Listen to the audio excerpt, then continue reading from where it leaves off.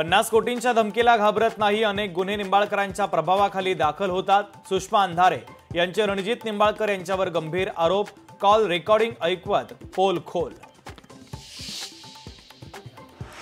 साताऱ्यामध्ये महिला डॉक्टरची आत्महत्या नसून हत्या, चारित्र्यावर बोलणाऱ्या रुपाली चाकणकरांनी राजीनामा द्यावा, लक्ष्मण हाकेंची मागणी।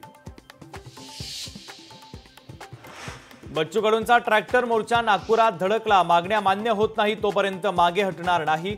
बच्चू कडू यांच्याकडून सरकारला उद्या दुपारी 12 वाजेपर्यंतचा अल्टिमेटम। निवडणुकांमध्ये कोंबडी बकरे देऊन जिंकत आलो, राष्ट्रवादीच्या प्रकाश सोळंकेंचं वादग्रस्त विधान, आगामी निवडणुकीमध्ये सुद्धा तेच करायचं, सोळंकेच्या वक्तव्यानं खळबळ।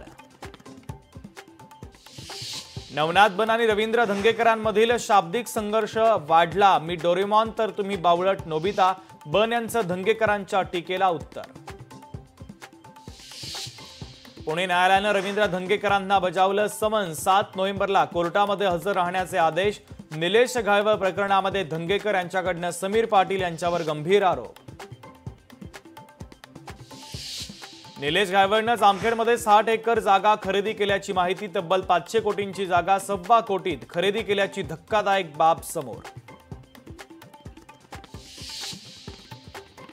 पंतप्रधान नरेंद्र मोदी उद्या मुंबईच्या दौऱ्यावर, नेस्को एक्झिबिशन सेंटर येथे इंडिया मेरीटाईम वीक 2025चं आयोजन, मेरीटाईम लीडर्स कॉन्क्लेव्हला पंतप्रधान मोदी संबोधित करणार। भारताचा रशियासोबत विमान निर्मितीचा ऐतिहासिक करार, सुखोई सुपरजेट SJ-100 या नागरी विमानाच्या निर्मितीसाठी सामंजस्य करार।